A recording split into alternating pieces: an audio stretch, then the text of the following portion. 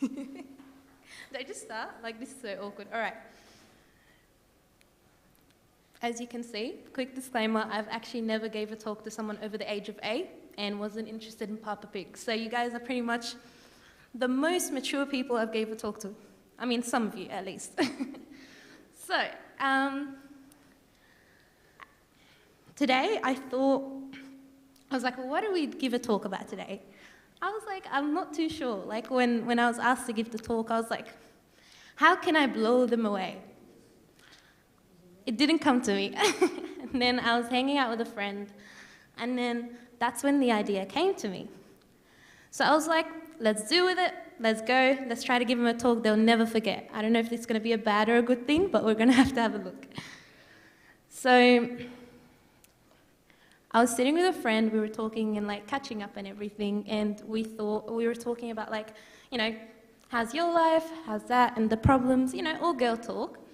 And then the idea came, and I wish it was as dramatic as Samuel when it says like, speak for your servant hears. It wasn't as dramatic, but I was like, oh wow, this is what can my talk be about tonight.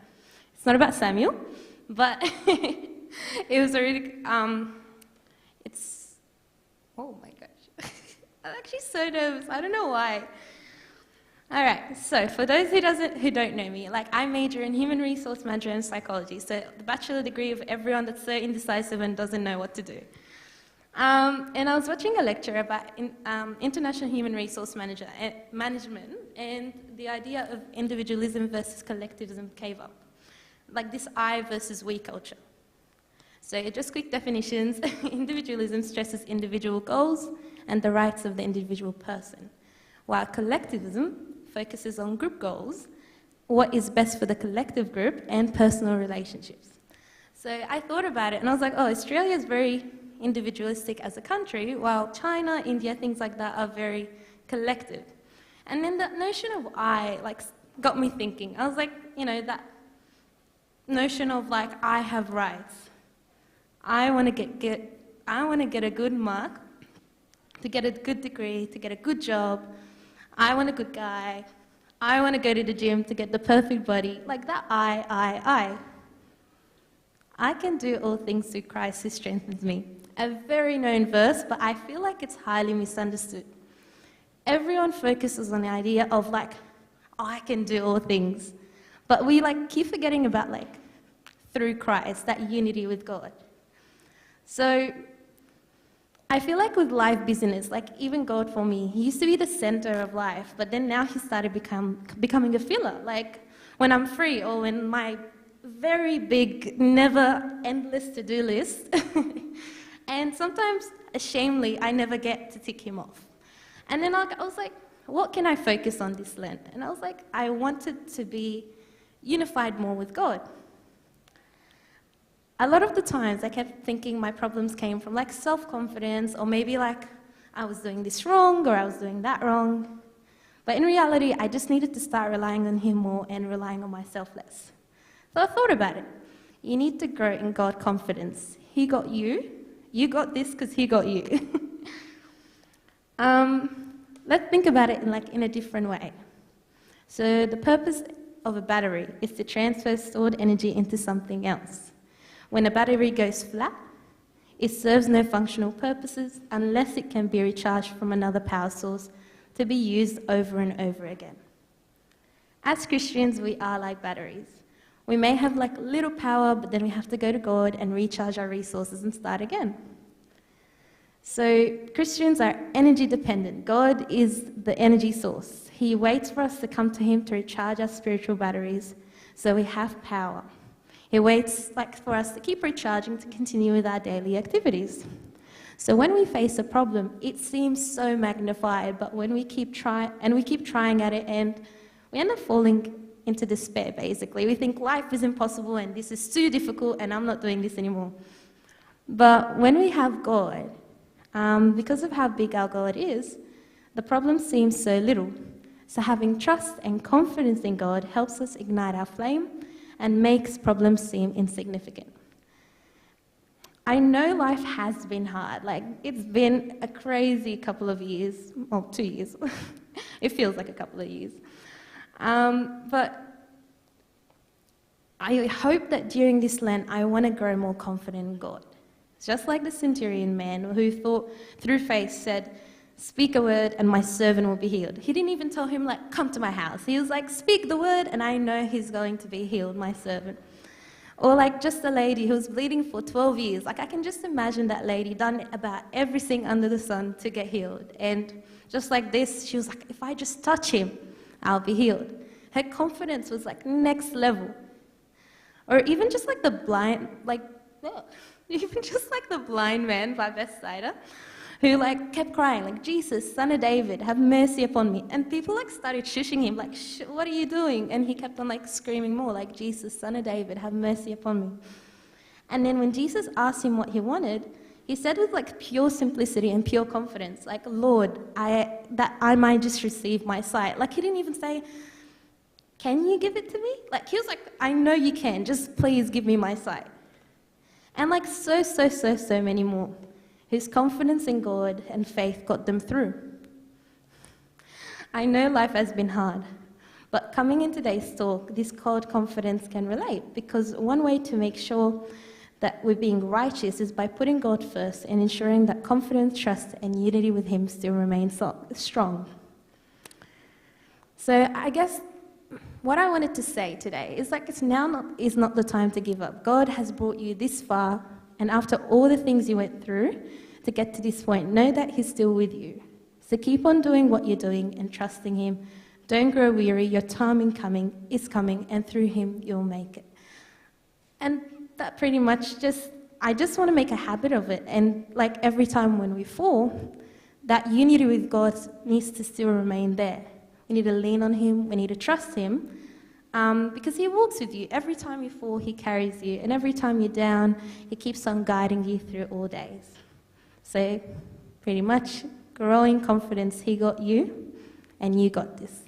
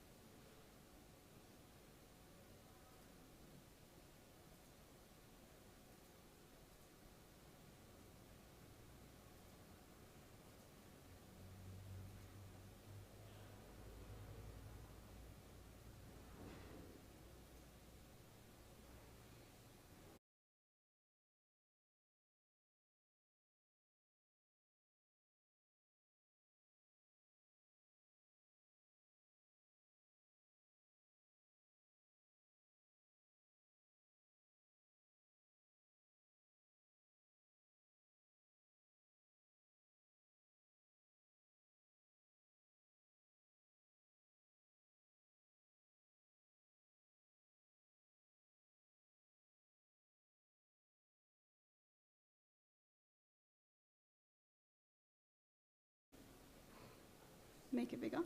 Oh, okay. Okay, are we ready? Okay. Lord, the light of your love is shining in the midst of the darkness shining. Jesus, light of the world, shine upon us. Set us free by the truth you now bring us. Shine on me, shine on me, shine, Jesus, shine. Fill this land with the Father's glory blaze, Spirit blaze. Set our hearts on fire, flow, river, flow.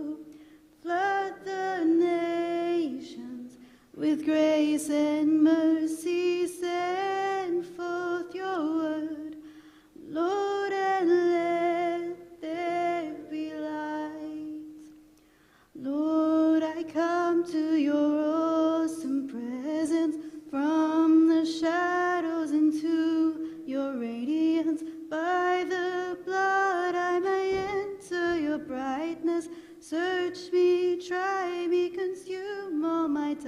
brightness, shine on me. Shine on me. Shine, Jesus, shine. Fill this land with the Father's glory. Blaze, Spirit, blaze. Set our hearts on fire. Flow, river, flow. Flood the nations with grace and mercy. Send forth your word, Lord, and let there be light. Should we keep going or another? Okay, we can do another.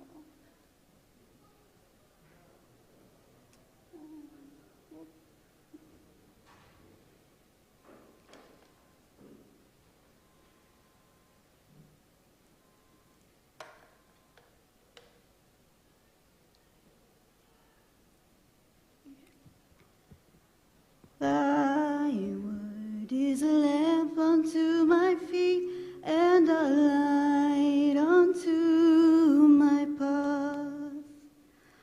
Thy word is a lamp unto my feet and a light unto my path. When I feel afraid, think I've lost my way, still you're there right beside me. Nothing will I fear as long as you are near. Please be near me to the end. Thy word is a lamp unto my feet and a light unto my path.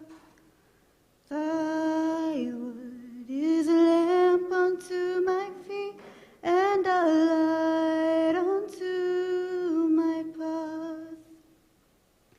I will not forget your love for me, and yet my heart forever's wandering. Jesus, be my guide and hold me to your side. I will love you to the end. Thy word is a lamp unto my feet and a light unto my path. Thy word is a lamp unto my feet and a light unto my path. You're the light unto my path.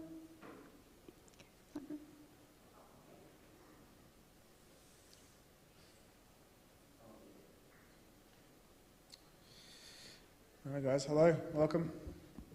It's another Friday night. Some bright faces out there. It's fantastic. Everyone had a good week, yeah? Everyone looks asleep, by the way, but it's okay. It's all right. We are blessed with an amazing speaker here tonight, wrapping up our series on the road to righteousness. And tonight is discovering your inner righteousness, as far as I'm aware. So please welcome Bishoy to the front, and hopefully by God's grace we all absorb something tonight.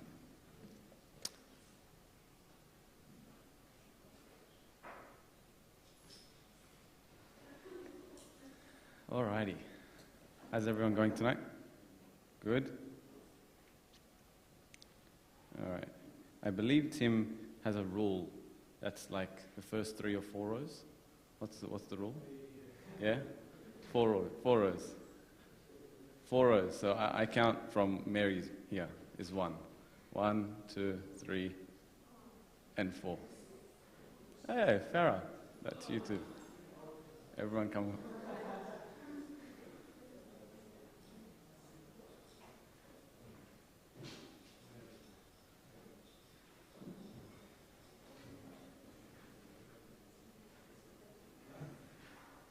Very good. Yeah, I know. They all know that they're not compliant, but Christian is listening, so. All good. If you guys don't want to come to the front, that's fine. I just like to see the people that I'm talking to, and it just makes it a lot harder when there's too many people around. So that's my problem. All right, so you guys have been on a journey to the road of righteousness, or through the road of righteousness, we should say, yeah? So I think you guys had a break last week, is that right? You had a break last week, but for the 2 weeks before that, you were talking about the first installment, which was friendships, the second installment, which was success. Does that sound right so far? Okay. So the first installment about friendships, I quickly listened to the talk, and it was talking a lot about how you need someone with you on the journey. Yeah, you need to have somebody accompanying you on the journey.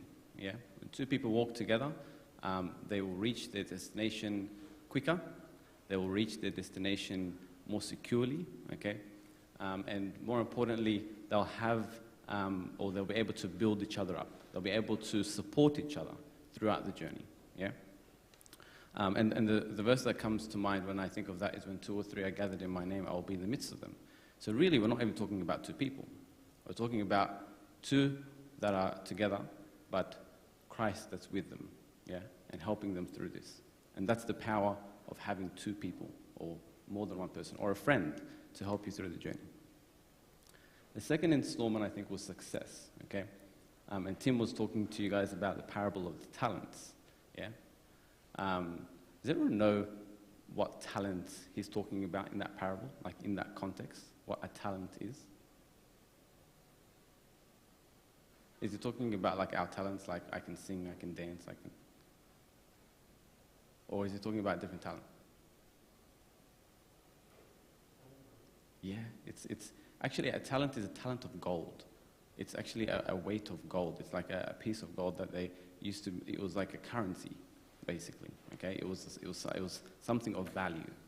And so a talent was something that the master had given his servants, and the servants took those talents, took that money or whatever it is that he gave them, invested, and then brought back, or came back and brought back fruit of their investment. And so we're talking about the success, and one of the nicest things that I heard Tim say was success is not measured by how many talents you have, but rather how you use those talents, okay? Because God gave each of those, or the master gave each of those different servants different talents. He gave to the first one 1 talent, gave to the second one 5 talents, he gave to the third one 10 talents. It doesn't mean that either one of them was better than the other. In fact, with the one that had 5 talents, when he returned 5 talents, he got the exact same reward as the one that had 10 talents and returned the same 10 talents. I almost like to think of it as like a percentage, yeah? So when the one with 5 talents came back and brought 5 talents, it was 100% profit, yeah? 10 talents brought back 10 talents, it was 100% profit. The 1 talent brought no talents back, and that was 0 talents, 0%, even though he just needed to get 1 more talent to reach 100%, yeah? And it was really important to see how we can see success in our road to righteousness, yeah? So, about the road to righteousness, okay? I know it's been a couple of weeks since you guys talked about it, but what is righteousness? Who can tell me? Or, there's not actually one answer, but who can give me an idea? What is righteousness? What are we talking about here? What's our end destination? Road to righteousness. We're heading towards righteousness. What is it? What are we heading towards? Anna? Heaven. Good? It's one way of looking at it. What's righteousness? Like, what do you think about when you say somebody is righteous? Somebody's going to go to heaven? Yes. What else?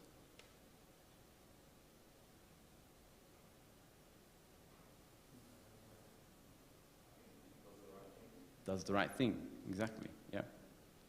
I was talking to Mon about it actually, and I asked her the same question, and she answered. She said, one that's loyal, okay? Somebody that's loyal, okay? And we talked about being loyal, yes, is being righteous, but loyalty to what, okay?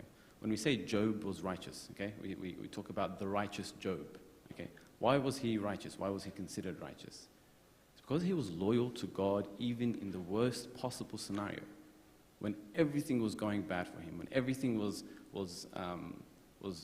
basically burning in front of him and dying in front of him, and he was left with nothing.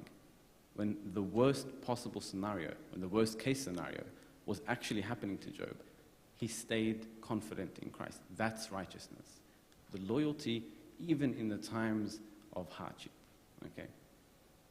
And yes, that righteousness and that loyalty leads to heaven and leads to our destination, the entire reason why we're on earth, which is that destination.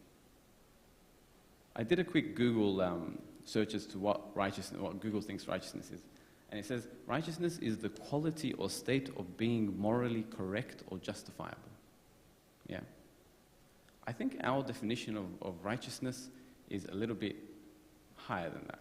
Yeah. It's not just being morally correct or justifiable. It's not just being correct per se. Yeah. There was another definition that says, I think I've got it here for you guys. An attribute that implies that a person's actions are justified and can have the connotation that the person has been judged or reckoned as leading a life that is pleasing to God. Yeah? Being loyal, doing or being true to the lessons that you know, to the stuff that you know are correct, and staying away from what is not correct. There's a verse in Jeremiah. So Jeremiah is, if you ever read the book of Jeremiah, it's very doom and gloom. Okay, it's another time in Israel where it's just Jeremiah really telling them off. He was always known as the prophet of lamentation. Yeah, so he was always constantly crying and telling them to repent, and it was just a really dark time for all of Israel at that time. And he says in chapter 18, verse 15, he says, "Because my people have forgotten me, they have burned incense to worthless idols, and they have caused themselves to stumble in their ways, from the ancient paths to walk in pathways and not on a highway." So he's talking about that road of righteousness. He's talking about that path of righteousness that we're trying to head towards. And Israel had turned away from it, had turned away from the ancient paths. That's what he was telling them. He said that you've completely forgotten the path that you were originally on. You started on a path, you started with a destination in mind, but you deviated. You went away. Something else caught your eye. So that's the road to righteousness. That's what we're heading towards. Okay. And then we say, yes, it's very good that we know where we're going, okay? But it's very hard. Does everybody agree? It's not easy. Yeah, it's not easy to be righteous, to lead a life of righteousness, to continue doing the good that you know and stop doing the stuff that you know are not good. Yeah, that's why we said we need friends, okay, to help us on the way. That's why we need to understand how success works so that we can be successful. But it's really hard sometimes when we don't even have the people around us that are helping us on that path. Yeah, it doesn't really help when a lot of people in society around you isn't really on this path at all. Yeah, they don't have this vision that you have. They don't have this destination of going into righteousness that you have. And sometimes we don't even know the talents that we have. Yeah, we don't even know the talents that God has given us. These gold attributes that God has given us. We don't even know what they are sometimes.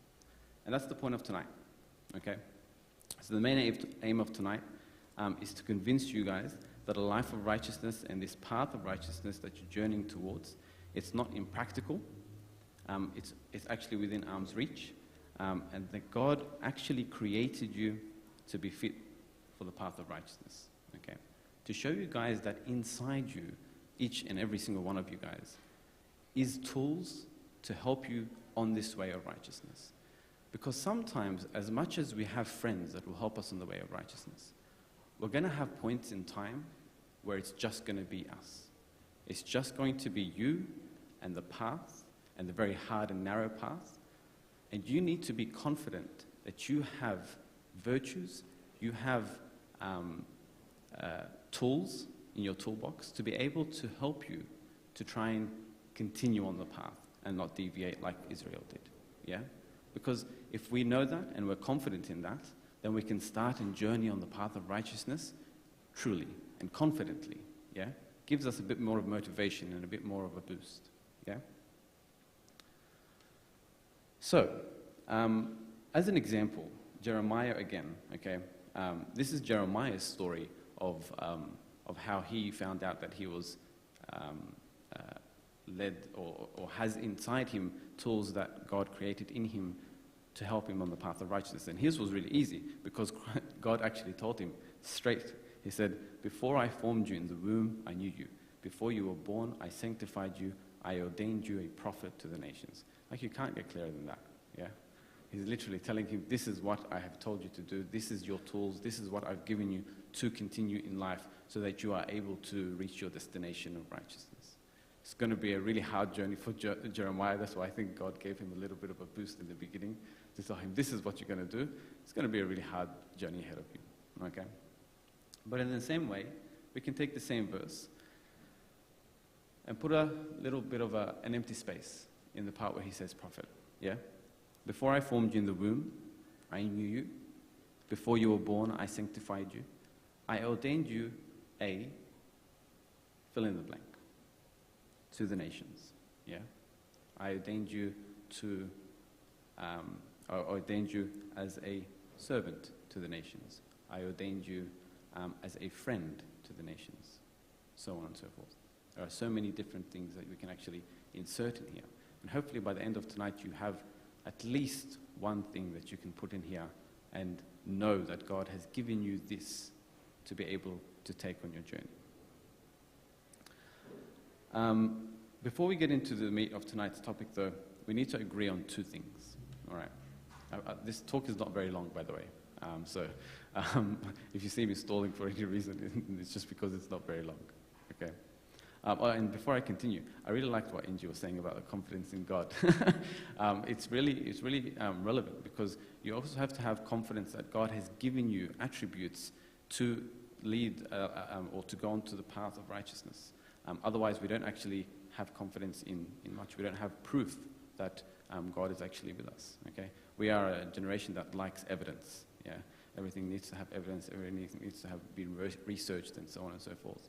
So we need to know that God has actually given us stuff before we head out on this journey, and we're confident to head out on this journey. So there's two things that we're going to agree on. The first one is that we are the body of Christ. Okay. The first thing is that we are the body of Christ. Every single person in this room has a significant part to play in the body of Christ. In Ephesians 1:22-23, it says, "And he put all things under his feet, and gave him to be head over all things to the church, which is his body, the fullness of him who fulfills all in all."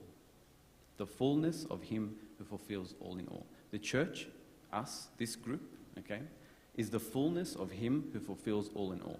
So did you know that because you are the full, or we are the fullness of God who created all in all, that if we're not doing our part, we actually render the church incomplete. So if one person isn't doing their part, we are working inefficiently. We are working without a core part of this machine that makes that helps us on the path of righteousness. Yeah. So each and every single one of you guys has a specific role to play in this whole picture. Okay. It's really, really important that you guys understand that. Because once you really understand that, you understand that you actually have a role to play, then you really go out and try and discover what that role is. Yeah? Then you need to know, like if I have a meat processing factory and I have a bunch of workers, and they're all on their stations and they all know exactly what they need to do, but the one person at the end doesn't really know what he's doing. Yeah? He's just there, he has no idea what he's doing. Is the process going to be complete? Am I going to have, at the end, the product that I was meant to have? No. You're going to have it, but you're going to have it incomplete. You're going to have it without the full effect or the full product that you were expecting in the beginning.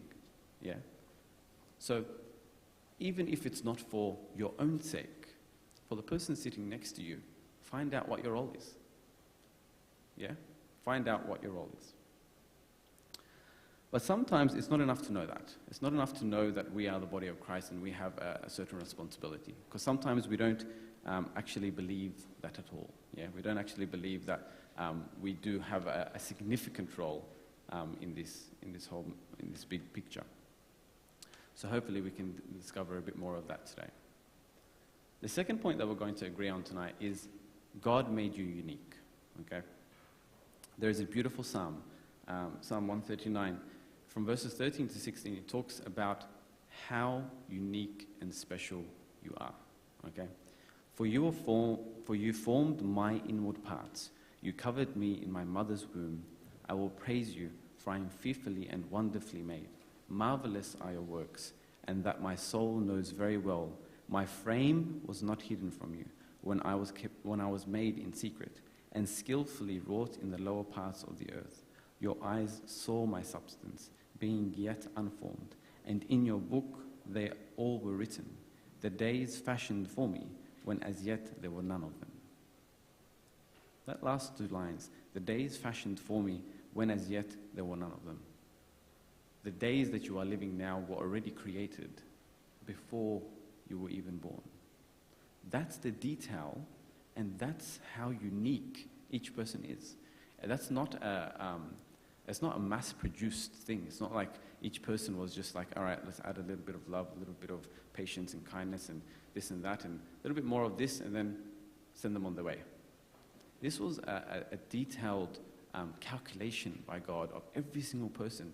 And I'm going to make you in this way, and I'm going to put you in this generation. Like, there is a whole big timeline where God could have created you, but he decided to put you in this specific timeline, in this specific point, and attribute you with the attributes that we're going to talk about in a minute that are specific to you, that you need in this specific timeline, in this specific place, to do the work that you need to do, and continue on that path of righteousness.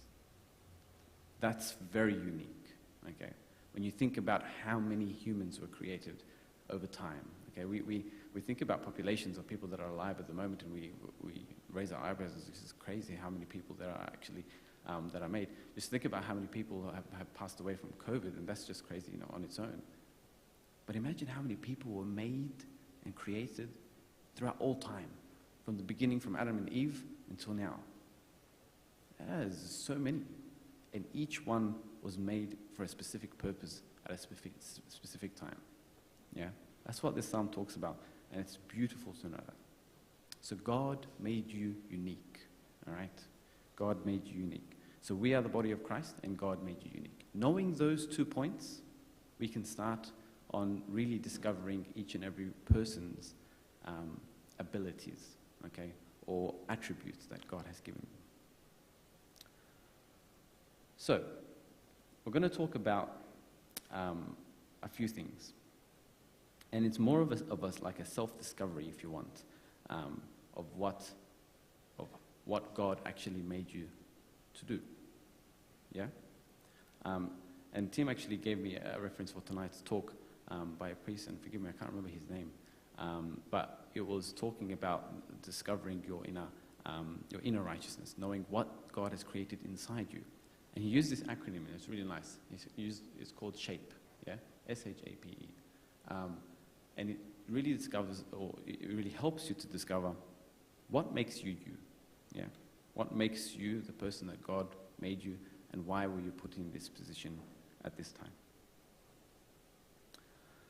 So the first one that we're talking about is spiritual gifts, yeah? I actually think that we should revisit this one at the end, okay? And we will. Because this is a really good one to think about after you know the rest of the acronyms. But we'll talk about that in a minute. Spiritual gifts, though. When we talk about spiritual gifts, it's unwrapping the gift that God has given you, okay? You need to discover what your service should be, yeah? A lot of the people are like, firstly, they finish Sunday school, and at least in my church, we have this. They finish Sunday school, and we really try and push them into pre-servants to just try and get them to be servants. And they don't want to, and I can't be a servant, and I can't do Sunday school, and I can't teach kids, and it's too hard, and all this stuff. But no servant in any capacity in church ever started their service thinking that they are able to do everything on their service. Does that make sense? So the Sunday school coordinator that you guys have, or even Father Josh, your priest, never started thinking that I know I'm going to be really, really good at doing Sunday school to Year 2 kids and dealing with a bunch of 8-year-olds every Sunday. Yeah? No one ever thought that, and no one ever thought they would actually be confident enough to even do it. And they all had reluctances, and they all had hesitations. But the only way that they got to where they are now is to try. Try Sunday school. Maybe I actually like it. Maybe I don't. Maybe that's not the service for me. Okay? But at least I tried it. I know now that this is not the service for me. Let me try something else. But trying and making an effort in your spirit to understand or to discover your spiritual gift is really, really important.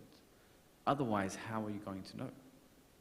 You can't be expecting to finish school or to even finish pre-servants and be like, by the time I finish pre-servants and finish school, I'm really going to know where God wants me to serve. It doesn't work that way, yeah? And we'll talk about abilities and whether or not you have abilities and you don't have abilities in a minute. But you need to try to know whether or not you'll be good at what you do. I'm a physiotherapist, and I remember the last lecture that they gave us in uni. They told us, or they gave us a really important statistic. They said that 50% of physiotherapists that graduate don't continue as physiotherapists. 50%, okay? For the amount of people that we graduate as physiotherapists, that's a lot, okay? That's a lot of people that change careers. But why do they change careers? It's because they try, they finish their degree, they start their work, they try, and they realize that they didn't really like that, and they change into something else. Experience and trying stuff really helps you make decisions and really helps you discover what you're good at and what you're not. It doesn't mean that those people aren't good at a different aspect of physiotherapy or a different aspect of medicine or a different aspect of something else completely. It doesn't mean that they're useless to the workforce. That some people are like, they try Sunday school and they're like, oh no, I can't deal with kids and I failed at Sunday school, therefore I can never be a servant. No, there are so many different ways that you can serve. So knowing your spiritual gift, okay, is a really important way of realizing your inner righteousness so that you have confidence on your way and your road to righteousness. But we'll revisit that in a second, and you'll understand why I want to revisit that at the end. The second part, heart. It's a very interesting one. Motivations, passions, and interests. This is what we're talking about. What motivates you? What interests you? And what are you really passionate about? Okay? Forget about church for a second. Okay? Forget about church and service and stuff like that. What gets you up every day, out of bed? Okay? What makes you really want to go out and you're excited to go to this destination? Okay? To do something. I feel like I have a purpose in when I go and I am able to fill in the blank. Okay? What motivates you? What interests you? I'm going to make a claim that I hope I can fulfill, but forgive me if I don't. But I think that any interest that you truly have, okay, whether or not you think that that interest is able to be used for righteousness, can be used for righteousness. You just haven't realized it yet, okay? People that love sport or love soccer, okay, I think, how is soccer going to get me to heaven? How is soccer going to get me to lead a life of righteousness? But you'd be surprised how many little kids in church love playing soccer and would love for you to play with them if that's your interest, okay? And that is one of the ways that you can serve and realize and be righteous in that way, yeah? Any interest that you have, any genuine interest that you have, can be used for righteousness. Keep that in mind.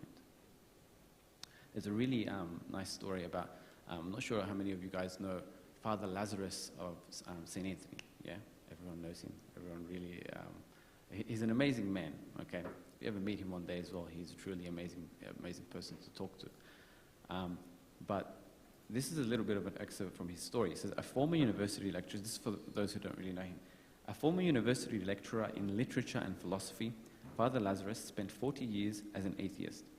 It wasn't until his mother died of cancer that he left his native Australia and set out to come to peace with what happened. His journey led him to God and to his life as a monk. Okay. This man had an interest. His interest was literature and philosophy. Yeah? And he pursued that interest. He pursued it to the point where he was a lecturer in university, I'm pretty sure it was in Melbourne, in literature and philosophy. Okay? That's a very high rank and a very high position to be in. Okay? But it's that same interest that firstly took him away from God and made him so confident in being an atheist, that drew him closer to God. I don't think that if Father Lazarus wasn't as philosophical in his mind as he is, he would have ended up where he is right now. We hear a lot of conversion stories, okay, and they're beautiful conversion stories.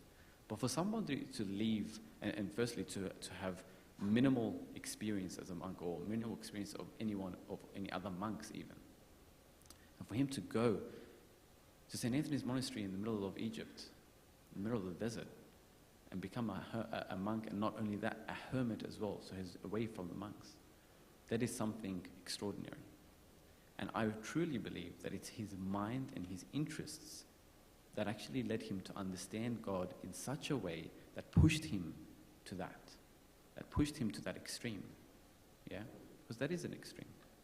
So your interests, okay, will help you on your road to righteousness. In Proverbs 4:23 it says, keep your heart with all diligence, for out of it springs the issues of life. Keep your heart, okay? Your heart that has its motivations and its passions and its interests. And don't ever let anyone tell you that your interests or your motivations or your passions can never be used for righteousness, or can never be used on the road to righteousness. Because it can, okay? God didn't put this inside you for no reason. He put it for a reason. You just need to discover how to use it for righteousness. So that's heart, yeah?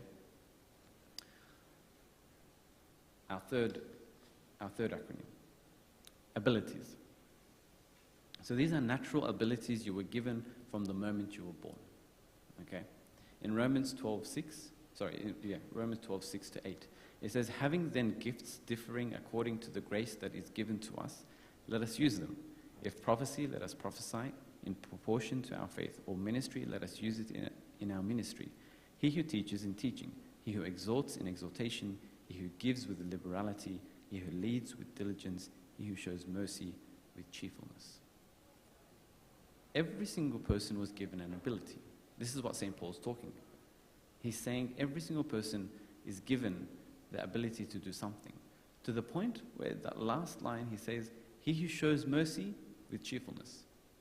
Even showing mercy is an act of righteousness.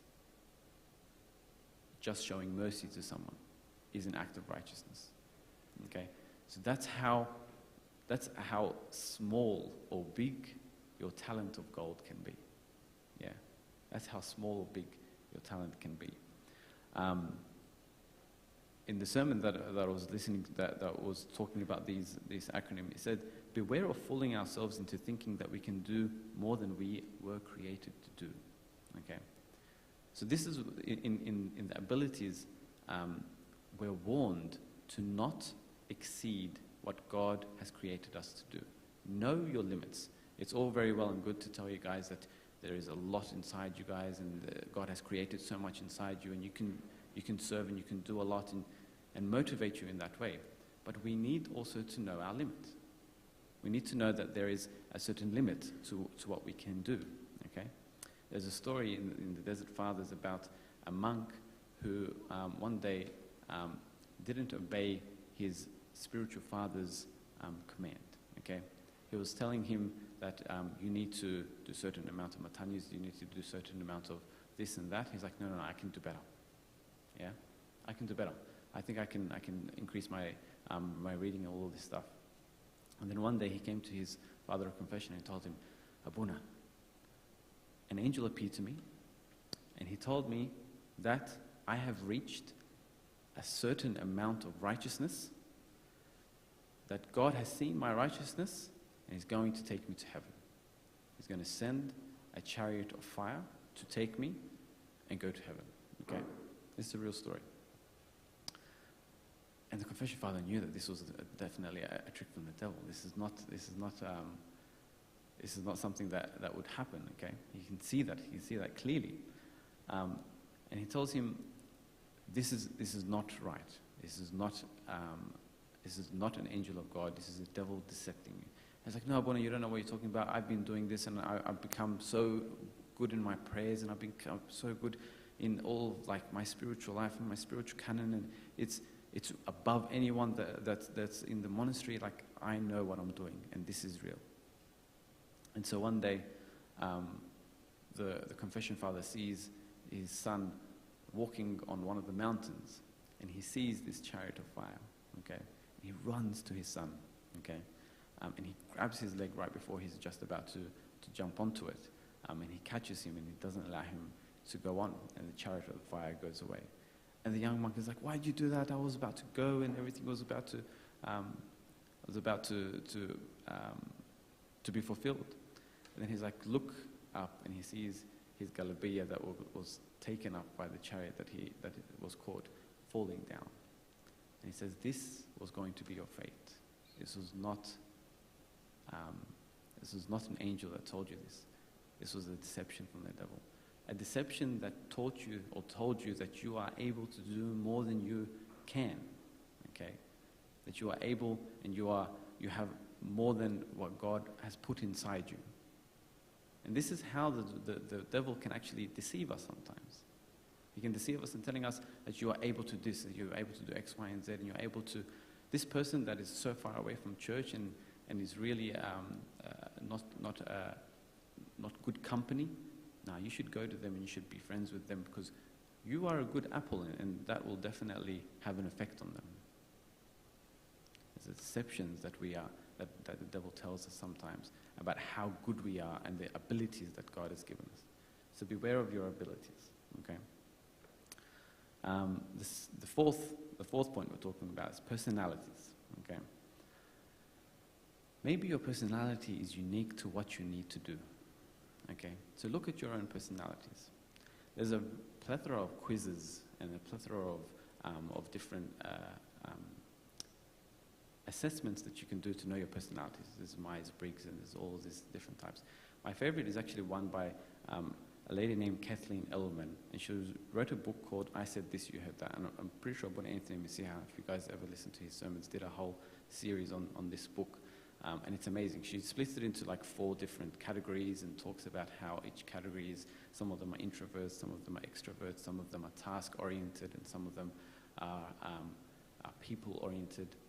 So all of this is really important to know your own personality, okay? How God created you and what you can actually do. I really like the quiz that Abuna Anthony puts up. I think it's a link underneath the YouTube because it actually tells you, once you finish the quiz, and it tells you what you are. It tells you the characters in Christianity that actually have the same personality as you. Okay, the same combination of personalities as you. And so you can actually go in and actually see what these people have done.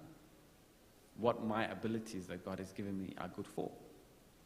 Okay? And it gives you a little bit of an idea and a little bit of a direction as to why these people had these personalities and how they use these personalities for righteousness. Some people's personalities might not seem like they are suitable for the narrow path to righteousness, but it may be that they haven't had the opportunity for them to shine. Okay, I had the absolute pleasure last year in January to go with a bunch of you guys. Okay, I can see a lot of familiar faces from that trip to Egypt. Yeah, there's a lot of people, and I hope you guys agree with what I'm about to say. There were so many different personalities on that trip. Yeah, there were so many different. Every single person had a very unique way of approaching things, and it was really nice to see, because we did a service week as well, and we've done all these different types of service. We had disability house, and we had Sunday school kids, and we had village visitations, and we had all of these really, really different services. And you just saw that some people were a bit more reserved in some of the services, and some people shone in other services. Okay, some people you could see like the biggest difference in them between one and the other. But at the end, everyone was so sad to leave. Everyone was really upset to leave, and they were like, oh, we really want to come back, and when are we going to come back to Egypt? And that was, I think, like what I remember from the last couple of days, everyone just having that thought in mind, yeah, as when we're going to come back. It was really, really, really nice to see that each single person had a special connection with one of those services, with one of those abilities, and it's all because each person's personality was different. Yeah. So your personality might not have had the chance to shine yet, to show what you can do with it for righteousness. The last one we're going to talk about today, I'm finishing soon, I promise, is experience. Okay, experience. This is a big one. Experience really shows you what you can, or some of your strengths. And it's not sometimes strengths that you are born with, but it's sometimes strengths that you've had to take on to deal with a certain experience. Yeah, and some of these experiences can be quite dark, and some of these experiences can be quite sad. Some of these experiences can be quite happy as well, but it's usually the dark and hard times and the hard experiences that teach us certain qualities and help us to build those qualities. And these are the qualities that we can use for righteousness. When I was trying to think of someone that had this in the Bible, I thought of Abraham. Yeah. Now I'm not sure if you guys know the full story. We know Abraham for the big stories, like the sacrificing of Isaac, and which is the main one that everyone knows. But there are a lot of stories in Abraham's life that lead him to that point. Okay. And I'll take the sacrifice of Isaac as an example. The sacrifice of Isaac was written in Genesis chapter 22. Okay? 2 chapters before that, Genesis chapter 20. Okay? Not much time has passed. Okay? This is sort of a continuous. And not much has happened in between that either. I think chapter 21, Isaac was born, and the whole saga with Hagar happened and all that stuff. But in chapter 20, we read of a really interesting story. Abraham goes to a place called Gerar, okay? And the king of Gerar, okay, accepts him, and Sarah is with him, and Abraham, to make sure that firstly his life is preserved, and Sarah's life is preserved, he tells this king of Gerar that Sarah is actually my sister.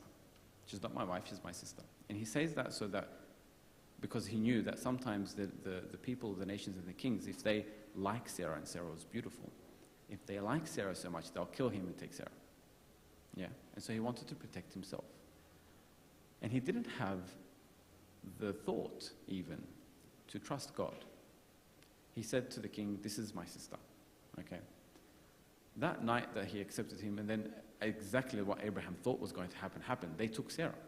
Okay, they took Sarah. They're like, all right, if she's your sister, then she really pleased the king, and the king took her. That night, the king had a nightmare, and God told him that literally, he said, you are a dead man.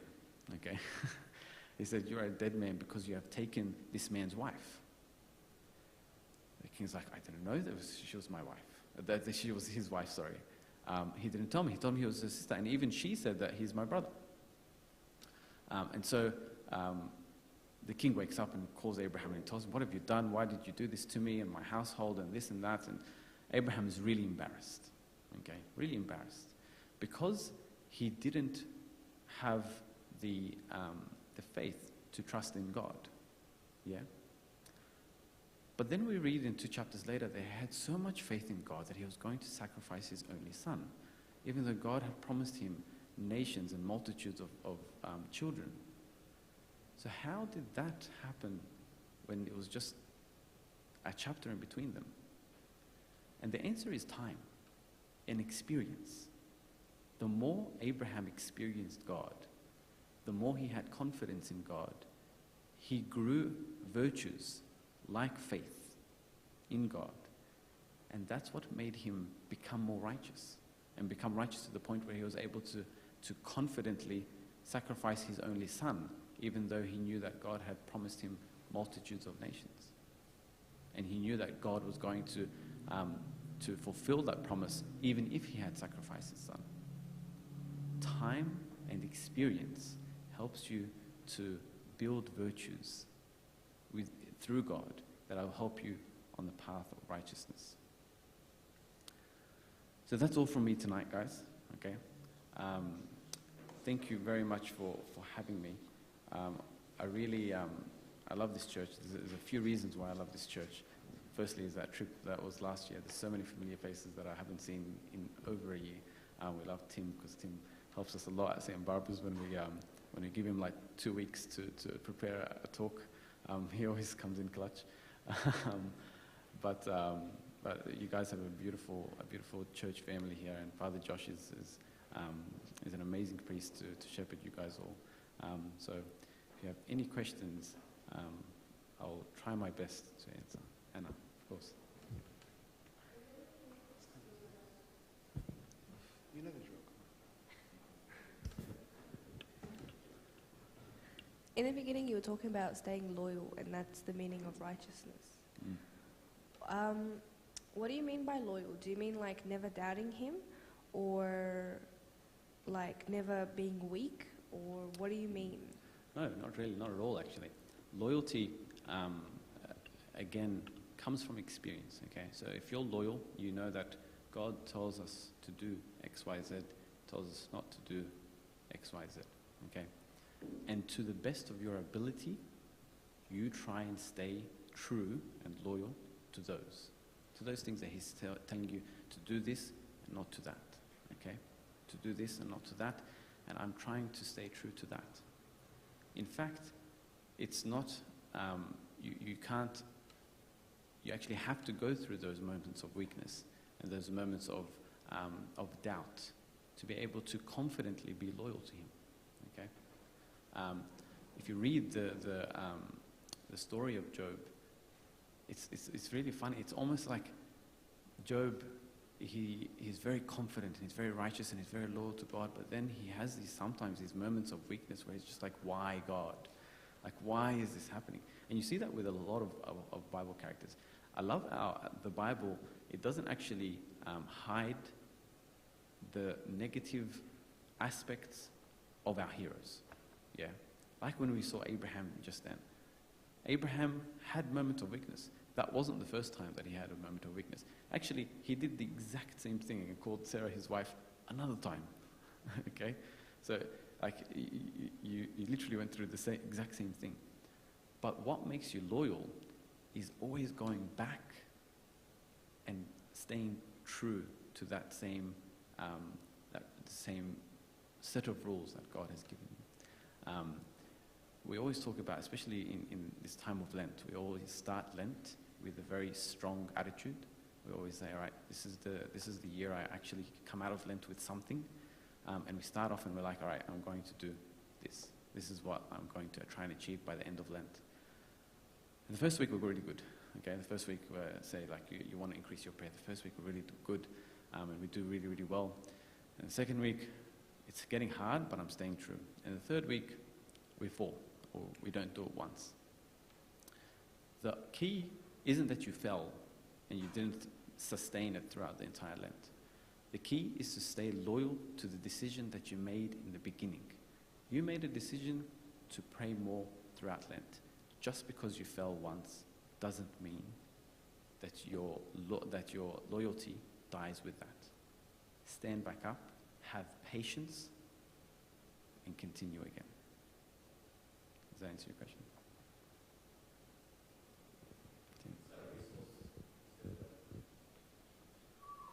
Which one? So there's, it's called, the book is called I Said This, You Heard That, by Kathleen Edelman. Go on to STSA. STSA's YouTube page. Father Anthony Messiah has a YouTube page. and look for, I can't remember what the series was called. Do you remember what the series was called? Yeah, I Said This, You Heard That. Okay. She comes from a Christian perspective as well, but she puts things into really, really nice perspective in that these personalities all listen to the same words, but they interpret them very differently. So it's a really interesting way of doing it. I remember when the series happened, like it was like the talk of the church. Okay, everyone was like, okay, so what's your personality type and what's your personality type? And everyone was realizing why everyone is the way that they are because of their personalities. Disconnected is what it's called, the series by Bonnie Anthony. He talks about it. He even brings on his entire family and tells you what each family member is. It's a really cool series. You guys should definitely listen to it. Tim. What if we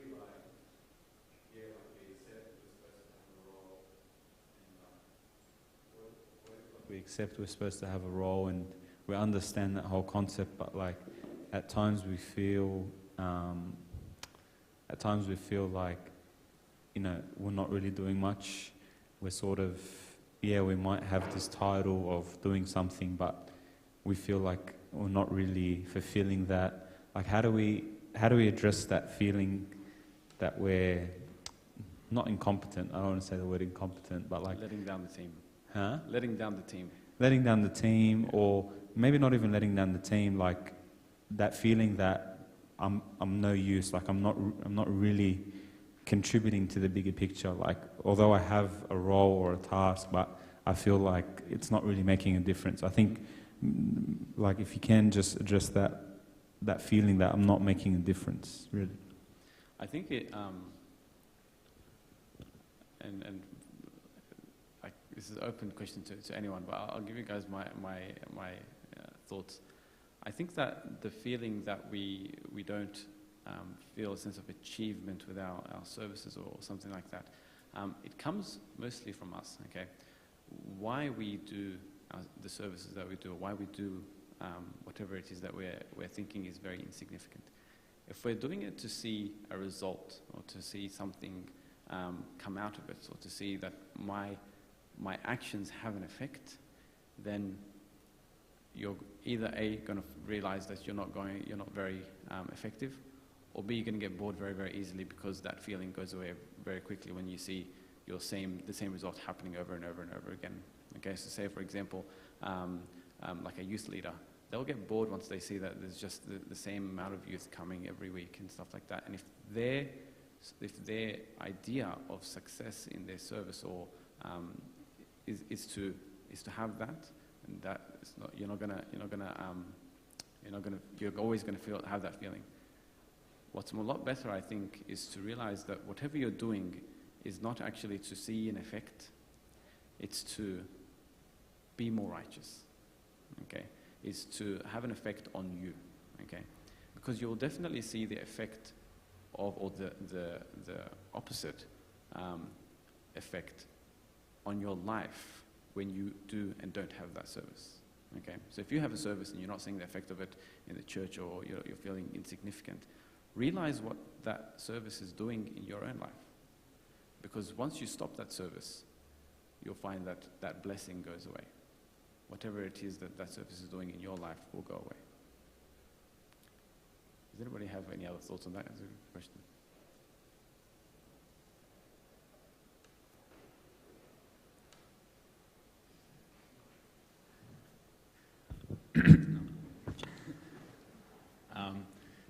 I understood what you just said about that, but I kind of feel that when you are serving or when you're doing something, you judge it by what's in front of you and what's going on around you, and the feedback you're receiving, not like people telling you feedback, but subconsciously what you see, either your class or whatever the service 100%. Is, in front of you. And it's if you do it, I feel like with the mindset of what impact it's having on your life. Like I'll give you a good example. Say, you're a really old tunt and you love Jesus. And your class is, say, 13, 14-year-olds, teenagers, whatever. You love Jesus so much that you can't see straight. You're blind by how much. So your lessons are like I love Jesus. They're not practical, and they're Yeah. just like, about your life, and oh, I did this, and Yeah. I dropped my cup of coffee, but it woke up again, and it went back on the bench. So when you kind of have to not just look at the impact. I feel like personally, you Yeah. can't just look at the impact it has on your life, but you have to we judge by the impact we're having on our peers or other people around us. 100%. And that feedback, I think, is important. I completely agree. When you're doing a service, you also have to evaluate your own service, okay, and see how that's being affected.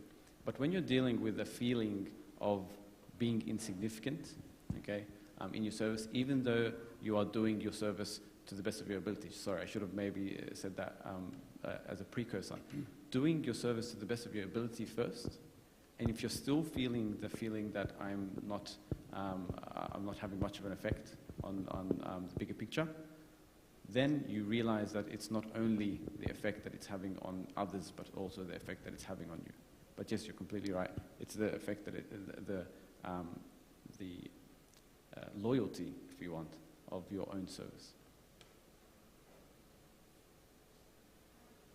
There's a lot of questions with you guys.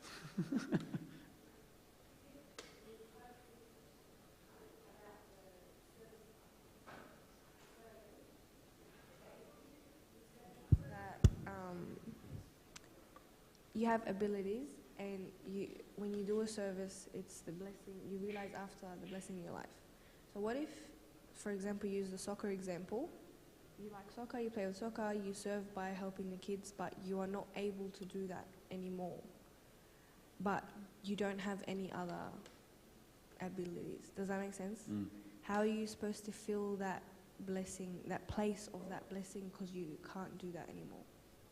I think if you look at those 5 things that we're talking about, there's bound to be something else that you're good at. Okay, that last part that we said, even showing mercy to others, okay, is a gift, is a talent that you can use for righteousness. It's so simple. Some things are a lot clearer than others, but if you truly look at it, it's there will always be something that you can do. Okay. There's also a really important thing to note is that not the first service that you get into is probably going to be the last service that you do. Some people are very lucky that the first service that they get into is the service that they serve with the rest of their life. Okay, but it's good to change. I think in the monasteries, when you look at them and look how they divide their services, the monks rotate all the time. Okay, I think like there's a term called robeta, which is like the priest that is leading the monks that is second to the bishop of the monastery. And you hear that like there's a Buna Robeta, and there's like about 6 or 7 of them. And it's like, why isn't there just one? It's because they rotate. Okay, they rotate their times. They have like certain Robeta for a certain period of time. It's the same with even the services underneath. Like some of them do Urban for a certain amount of time, and then they shift and they do something else, and then they shift and do food, and then they shift and do that. So changing your service isn't actually a bad thing. Okay, it's good to actually discover more services that you're able to do.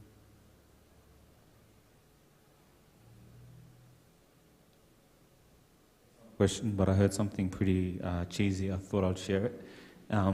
It was actually on a silly Netflix show that Amanda was watching, but it it goes something like this. You don't find your purpose finds you. I know it's very corny, very corny. I'm not sure you're watching. Anyway, but it was him watching it. We know.